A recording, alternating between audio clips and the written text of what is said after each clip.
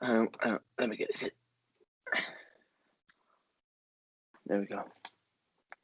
So we're back on the podcast, and I'm here with Denny. How you doing? I'm good, mate. How are you? Yeah, I'm all right. Well, I've tried to calm down from last week, but I'm still not over that. Tell me about it. But let's talk about the Chelsea game last night. Well, it was a good result. It's always nice to beat Chelsea, especially doing the double of them for the first time since 2004 and winning at Stamford Bridge finally since Van Persie's hat trick in 2011. What are your thoughts on the game? Was it? What do you think? Do you think it was a good performance? Well, it's quite hard to call it a good performance. It's funny. I was talking to my mum about it, and I said it's hard to call it a good performance because what you'd usually know as a good performance would be you've kept the ball for most of the stages of the game, you've you've created huge chances, you've done a lot of things, but we didn't do any of them. We sort of done the opposite, and we just dug in deep defensively, and I think that kind of credits the attacking work in a sense of we got our goal and thought, do we really need to go and burst on for another? And no, we didn't. Yeah, that is true. Obviously, people won't say that. Oh, it's boring football, just how we play, just parking the bus. But if that gets you results, then you'd all be for that, wouldn't you? 100%, 100%. Massive credit to, and I know not a lot of people want to do this, but massive credit to Arteta. I think he got the lineup right, which he didn't get it wrong this season. But I think last night really resembled, I think, and I feel like what we noticed was, what something I noticed was as watching us since being under Mikel Arteta. Obviously, when he started, we were a back three side or back five, whatever you want to call it. And I remember when people used to complain about Arsenal not scoring as many goals, not doing this as much, not attacking as much, and stuff like that.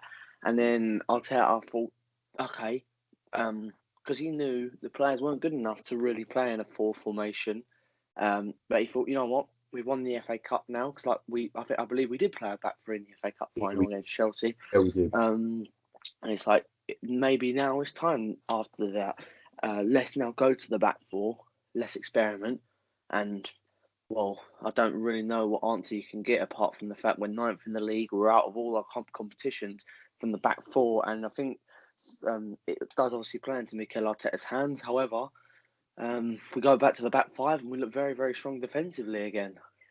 Yeah, true. On that subject of formations, I don't forget we did play that formation at Old Trafford and it seemed to work. I haven't got a problem with that formation as long as he didn't keep playing it every week because it was also a week later when we played Villa at the end. Then they turned us over quite comfortably. I didn't agree with the formation. Uh, So do you think it's based on the opposition, based on whether who we're playing, on whether he should be adapting to change of formation, or do you just think he just stick with one?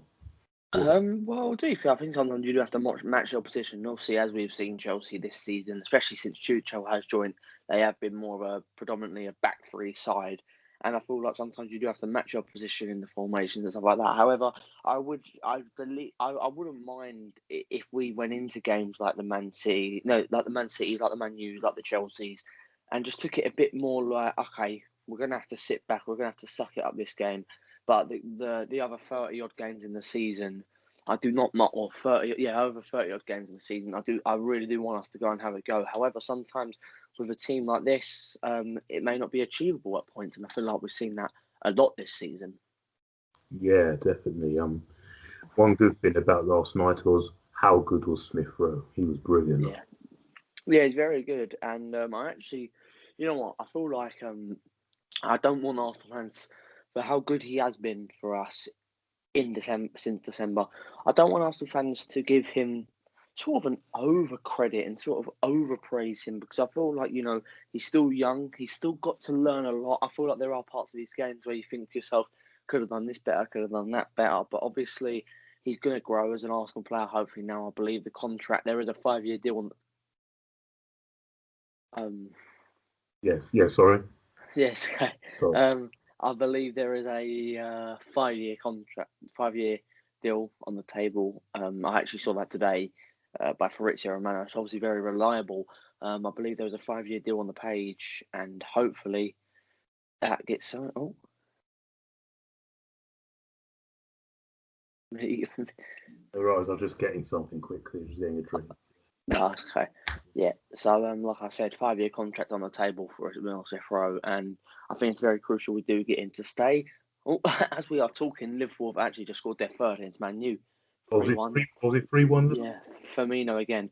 But anyway, back onto Arsenal. I feel like let's keep the Vegas as a player, but you do not want to give him too much credit, and he sort of not becomes like an arrogant football player. But I think a huge example of it is like Joao Felix got so much credit, and then now he's been good at Madrid. Don't get me wrong, but it's not the kind of player you thought was going to turn out.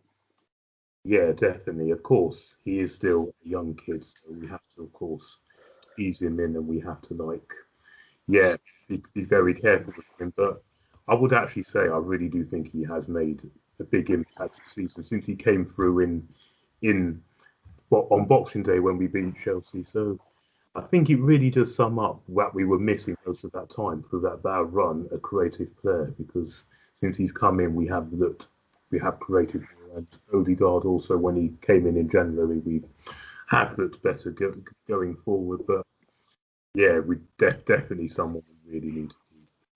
Yeah, I completely agree. To be honest, I feel like he has opened up a lot more things for Arsenal that we didn't have before the Boxing Day game against Chelsea, which was against Chelsea actually. Obviously, like we said, we've done the double against them this season, but it's just I feel like with him and Odegaard as well, it's not even sometimes the fact that they offer us more through balls, more chances. They just offer us an overall better game in how we play. Because I honestly feel like whenever to be fair, I still do feel like this now sometimes when we are playing, but I felt like when we had the ball with our centre backs, I felt like where are we going next? What's the next move? And I feel like now they're and Odegaard as well. I feel like he's not been getting enough credit as an Arsenal player. I think myself as well. If it is something around a 50 million buying price, personally, I'd probably stay away from that. I don't think he actually has valued himself as a 50 million player.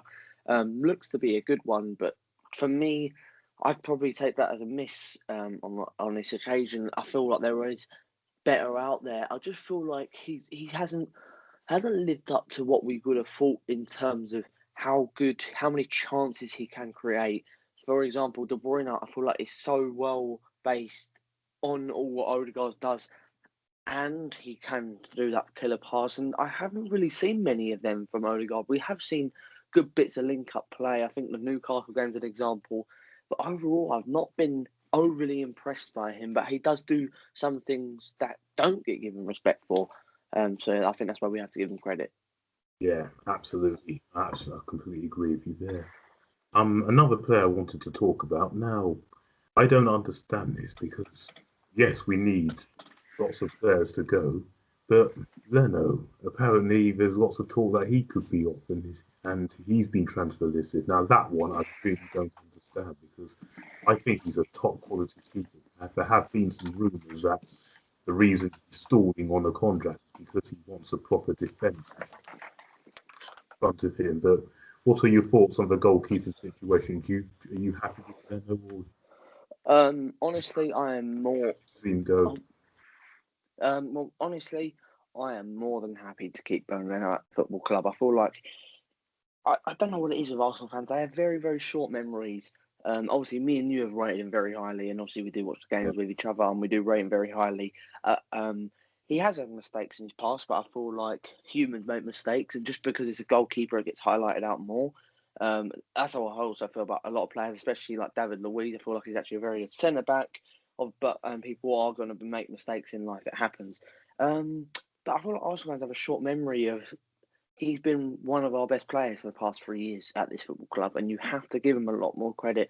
And people really want to throw him out the door, but I feel like he's been excellent. And once again, that save last night from the header, I believe by Zuma, I might be wrong, header by Zuma, and he's tipped it onto the bar. Unbelievable save, and you know, I really hope he does stay. To be honest, I feel like he's a brilliant goalkeeper, and yeah, yeah, same here. I just think I think because we had Martinez last season who came in and when he got injured, he came in and did a brilliant job. I think people just keep living off that because also fair play to Martinez, he has gone on to do very well at Aston Villa, but we mustn't forget how good Leno has been. He saved us in so many matches, and yes, as much as poor we've been this season, there are real moments where the situation could be a lot worse if it wasn't for him. So, do you understand me there? Yeah, I completely agree, and I think when you just said there about the moments, Villarreal 2-0 down, Gerard Moreno clear on goal, Leno brilliant save, keeps Yeah, us in the. Obviously, we know that we still lost the game, but if that would have been 3-0, probably would have been curtains for the tie.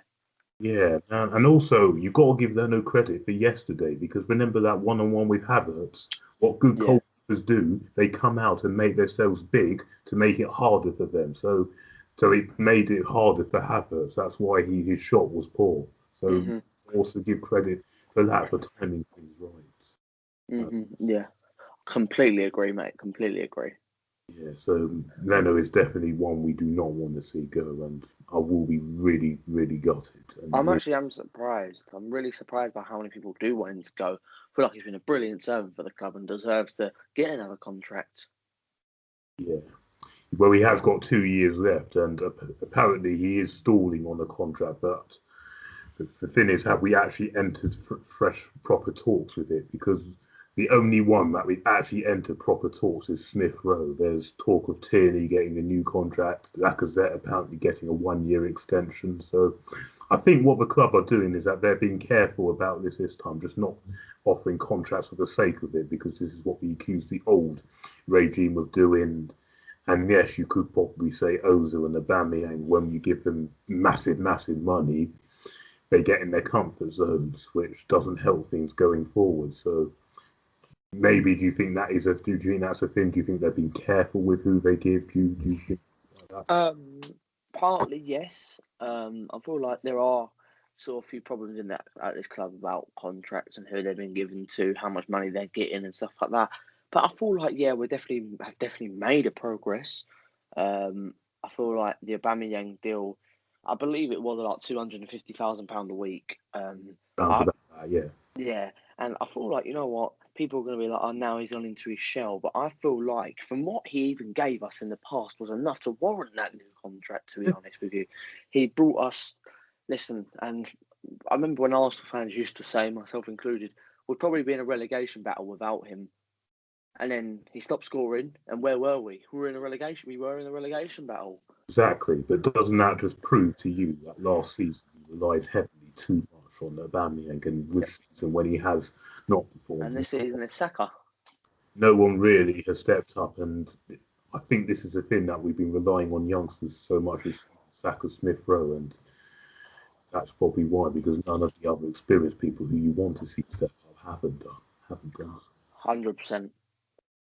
Okay, right now let's get back onto the not so nice bit. Now, obviously, remember last week. Oh, it was terrible that loss against Villarreal, and I think it Uh, really does it has put a real damper on this season. Well, what first of all, what are your thoughts on that game? Um, It was well, you great. know what? I feel like I remember because obviously, like I said, we watched the games together, and usually when a game ends, we talk about it straight away. But there were no words. There were nothing. You can't, as a football fan, when you're so passionate and you get hurt by that, because that hurt. That really hurt. Absolutely. It was just a really big kick in the teeth, and it just it just didn't feel right, to be honest. And for the fact is as well, it wasn't as if we went out on our last limb. It's as if we were trying to save ourselves or something. It was like, oh, it's as if they were preparing for a game on the weekend or something. Obviously, um, we played West Brom the game after, right? West Brom, yeah. Yeah. So it was last week from now. It's as if we were saving ourselves for the West Brom game, going, oh well, we've got a game on Sunday, so I just didn't really know what was happening, and yeah, just awful, really awful to have as a fan out of the final now. But I think the only positive you maybe can see from it is hopefully now that tells the owners money needs to be invested.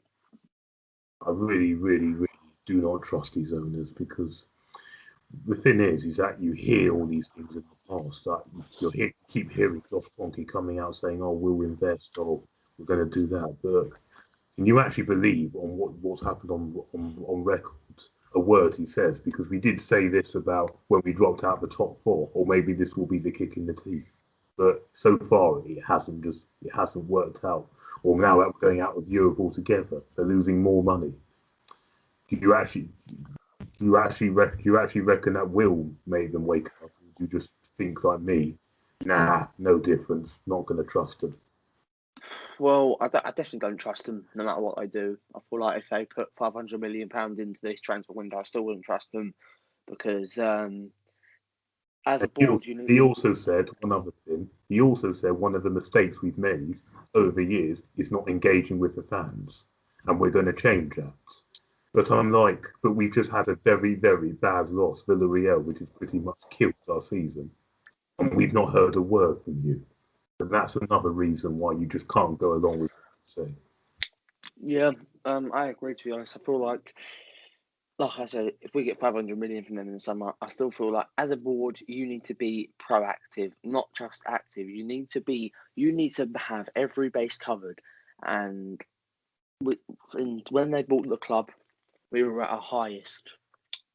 Yeah, Then it started to become a top four kind of thing, and then as soon as Arsene Wenger went, slowly start. Well, to be fair, towards the end of the Wenger reign, slowly started to drop down and drop down again and again and again, and now we find ourselves 10th in the Premier League, battling out in a Europa League semi-final. And listen, I want to win the Europa League, and I still think it's a big competition, but we should be battling out in Champions League semi-finals, not Europa League semi-finals. yeah, definitely. This song club is absolutely huge, and that's what you want. You because we were told we were going to be moving to the Emirates to be competing with the likes of Bayern Munich, Real Madrid, Barcelona, Europe's elite, and now we're struggling to beat the likes of Villarreal and just about try and scrape into like top seven, top eight, and I just don't think that's where Arsenal Football Club has been because that's the club has been so mismanaged over the years, and what I actually think has just happened is that like you said, it's been a slow and steady decline. And I think then one day when you wake up, it just goes pop and bang, and then it's much harder to fix. And that's what I honestly think has happened because of these owners, because they haven't been spending money. They weren't willing to change things when needed to be changed. Because as much as I loved Arsene Wenger, he stayed on a few seasons too long. He needed to be moved on. And also now, Arteta, like, there's a lot of people that have now turned on him, and I'll be honest with you, I have included because after that defeat of Villarreal, but I just don't see him being under any pressure from these owners, and they haven't backed him. And also, why did you even appoint a manager that hasn't even got any managerial experience when it's clear that we was not what we needed. They haven't done that. They haven't backed him, and now he doesn't seem to be under any pressure under when we've had our worst season, and that is definitely the owner's fault more than Arteta's fault and more than the board's fault. Do you agree? Whose fault do you think? You know what? I feel like something I have noticed as an Arsenal fan, um, probably since after the Unai Emery sacking, was forget about how the owners treated the this whole Arteta thing. We appointed Unai Emery um, after Arsene Wenger, and I'm not saying you can replace Arsene Wenger because there aren't many managers as good as him out there, especially at the time. Obviously, Jurgen Klopp was out of the window by then for us. So was Guardiola, and then let's be real, them names were being mentioned for Arsenal in 2014, I believe, 2015, 2016, because Guardiola did announce, I believe, the year before by his last season he was going to leave, so he was available. But what Exactly. you actually look back at the Unai Emery appointment, a man who He's a good manager. Let's be realistic here. Our fans Gone, want to laugh we're just about going to no, beat Arteta, so we would no, no, know no. right. Let's be honest. Let's be honest. Let's be honest. Let's be honest here. He has 3 European competitions on the bounce with a team in Sevilla who aren't the best team, um, really. So he had to do well with that, but just not good enough. And also the first man to take over the best manager in our history, for a guy who can't speak English. I just think that's so bad. A man who can't speak English is taking over the biggest role in managerial since Sir Alex Ferguson, and not including Sir Alex Ferguson, a long, long time. Probably something I don't even remember. You've got to fill out the boots.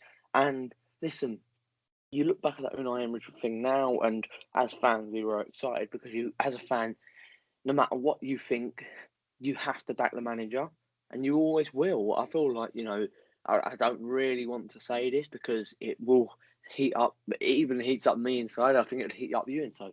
If Jose Mourinho came in as Arsenal manager, I hate him, but I'd have to back him because you have to back them people. You So, have to back them. And listen, I do not want Jose Mourinho anywhere near the club. I hate the man. If he came in and I didn't agree with it, I'd still back him because I love Arsenal Football Club, and you have to get behind it. Because otherwise, I think it just doesn't. It's just your natural. It's naturally for you. It happens now. I think another example is people say, "Don't buy from Arsenal anymore. Don't buy the kit." And funny enough, we've just had a away kit leak today. I don't know if you've seen it, the yellow kit. yes, yeah. And for how much I want to go, no, I ain't buying that because of Quonke. I'll have that the I first day. I'll Right, have that the first day it comes out. right. Just to correct you there. Now, a lot of people actually don't know this. The kit is fine to buy because that doesn't actually go to Cronky. That goes to Adidas. The Not money, all of it. No, no. money going to the club. I think it's only the Arsenal merchandise that don't have sponsors like match day scarves, hats, programs, or any food and drink you buy in the I stadium. have to Yes, disagree with you. tickets. Then yes, you'll be feeding Cronky's pocket, but I do believe the money for the kits don't go into the club. I That's think I definitely agree to a certain extent, but there's definitely something of that money, even if it's only a small percentage, that's going in Kroenke's pocket. Even if and listen, this is the thing, right? Like, say if it was 90% goes to Adidas, but 10 goes to Kroenke, like if they make £1 billion, Kroenke's still getting £100 million. It's not. It's net. He will never lose money on this football club. I feel like he will. No, he obviously will lose money, but I don't think he'll ever be in debt. I don't think he'll ever be in debt to the football club. I feel like there will always be a way because the fans love it too much. Like myself, like I said, that away kit, the day it's launched, I'll be like, yep, getting that, and I'm getting printing, so that's another 12 quid, I think. yeah. And then all of a sudden it's like, oh, well, I have it now, and because you love Arsenal, it's not because you want Kwonga to succeed, and for how much you want to say it, you are going to buy these things, and I feel like it's horrible as a fan point of view, but it's reality at the end of the day. And but listen, we're all out. To be fair, I haven't actually told you this in person anyway. I believe I have got a ticket for the Arsenal Brighton game, and I definitely will be there to be protesting against him last game, and I will be doing it inside the stadium, outside the stadium, because I want change as a fan. I feel like everyone does now. Yeah, definitely. We definitely need change. And yeah, and yes, of course, you're always tempted to buy the kits and the tickets as well because you love the club. And this is what fans are always like because it's their club. It's more than the players, more than the owners, more than the staff. It's their club because they're always there supporting the club all through, and they'll be there long after these people have gone because it's such a shame that these owners just don't care because I hate to use this comparison. If you look at Chelsea's owners, Abramovich, he has a winning mentality because he's not on this sentiment. He just wants to win, and when things aren't going right, he changes it to make sure they're right. And he puts money into that club so they can get the players. Well, with us. I just don't see any of that going on. No communication, no investment, no willingness to make big changes when needed. I just don't see any of that, and that really is a big problem. And I honestly, do you honestly think that? Well, obviously it's going to be difficult to get these people up, but just like we said, we have to keep trying because. And we had this Daniel Ek come out a number of times saying he will buy the club, but if you notice, within the last week, that seems to have gone very quiet. So, and he is saying it's not going to be easy, and he's preparing to wait a long journey. So, do you actually reckon with that a big could come in soon, and then he will I, eventually? I really hope so. And something obviously I'm no businessman and I don't really know how the ball works for him. But surely, as a businessman, you look at Chelsea, um who are a big club still, but I still believe we are bigger than Chelsea. Yeah, How can you look at Chelsea as an owner? Because if you own Chelsea and you were winning Premier Leagues, Champions Leagues, and let's be real, I think in the past, probably ever since Invincibles, they've been technically the bigger club. there have Like been yeah, the most we could, successful teams we since. yeah. Um, Obviously, I don't think as an overall team they're bigger, but like over the past 15, 20 years they have been, or whatever it is. Don't you look at that as an owner and go, you know what? I'm going to invest my money because I know if I do that, my team will win me Champions Leagues. They win me Premier Leagues. And what does that bring? Money. I don't understand where the cycle finishes for him. I look at it and I go, why isn't there something there going, well, if that happens, then I'll get my money back and he'll get more money. If he invests, let's say, if he invested every year at least, I don't know, 50, 60, 70, 80 million pounds, whatever was needed in that specific year, like say if he bought a striker the year Petr Cech joined us, if he bought, I don't really know up to date who was in that market, but let's say he bought, Benzema, Higuain, okay, Lacazette. We wanted Lacazette like yeah, then, and or Aubameyang. If we would have bought them then yeah. for about 50 million, then that 50 million can then lead us to a Premier League or a Champions League, and then you're gonna double, triple your profit. Surely you must look at that and think, well, I'm gonna make more money if I do that. But listen, I'm no businessman. Maybe I'm wrong. I don't actually know how much all these things pay out, but if if that's the suit to follow, then surely you'd want to do that to make your club bigger. And he's regressed us so far now that maybe for the first time in about 25 years, I believe, we're not going to be seeing European football next season, which will lose him a lot of money. It's very unlikely now that we will a European football. However, there is a slim chance that we could get at least seventh, which is the Conference League, and I don't want to be anywhere near that Conference League. Yeah, to be fair, from my knowledge, I believe if Chelsea or Leicester win the FA Cup, the position might slot down one. I might be wrong. I think so because I think they'll both be in the Champions League, so it's likely to be the Champions League top four. I think unless I think I'm not so sure, but Yeah. I think no, I don't think that will actually affect it because they're both going to be in the top four, the top five, regardless. I don't think it's the winner if the FA Cup gets Champions League. I think it's No, I think if like, they win, well, obviously now because that happens, I believe now three teams can get Europa League football because FA Cup gets you a place in Europa League. yeah, it does. And I believe if you win, and then obviously because they've already got Champions League, I believe it does come down to one place, the Europa League. I'm not, I might be wrong, I but think I think it's fifth and sixth Europa League and seventh for Conference. because um because I believe if Chelsea would have won the final last year, Wolves would have got Europa League. Yeah, they would have done, but Europa League there wasn't a Conference League that season. So, Yeah, to be fair, I don't really know how it works, but yeah, if that is the case, but then to be fair, for how much I would like to see us get back in the Europa League, I feel like it'd be a good thing to try and force our owner out even more, and also focus on the league a bit more as well. yeah, definitely. So just before we wrap this up, there's two more games to go: Crystal Palace and Brighton. Obviously, we want to win them both, but How would you approach those final two games? Would you go full strong? Would you give some more youngsters a chance? What would you do? Well, What should we do? well, from what we know, Mikel Arteta will be the manager next season. So, for me, if you want to end the season on a high because you know you're going to be there, I'd try and go as strong as possible. Really, I feel like there is some places where you can sort of put a bit of leeway. For example, I don't mind El Neni being in the middle.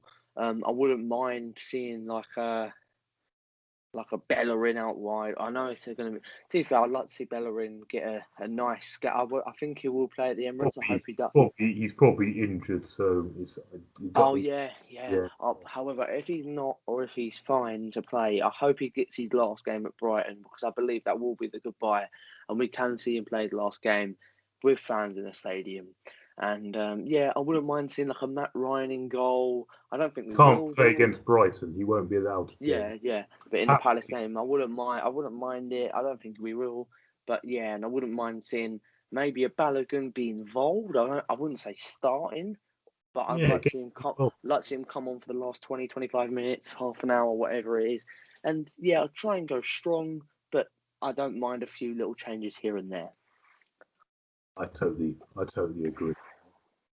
And And yeah, we know, like I said, we know Mikel Arteta is probably going to most likely going to be the manager next season. So for me, I want him to get more wins as a manager. I want him to keep winning. Um, it's good to get it in your mindset. It's good to have it, go end the season, and I believe we'd have 4 wins in a row. So listen, it's not by any means. It's not a good record, a proud record to have, but it's still something to have a step on, because if we would have lost against Chelsea, drew against Palace and drew against Brighton, people would be having more and more questions. But let's yeah, just try and go out and, let's try and end this season on a high at least. It's what the fans deserve. I wouldn't really say it's what the players deserve. They don't deserve it after quite a despicable season from them, performances left, right and centre. But yeah, I'd just say go out strong. Hopefully we can get the wins for them. yeah, definitely. Yeah, I completely agree. And we'll wrap it up there. Thank you very much. I think in the next podcast we'll go through the squad and we say who we should keep and who we should. Yeah, we was talking about that when we Yeah, we'll do that in the next podcast. So stay tuned. So stay tuned to that. And yeah, thanks very much, Denny, for joining me tonight. And yeah, this is the close the podcast. See you later. Come on, you Reds. Come on, you Reds. All right, bang. Oh.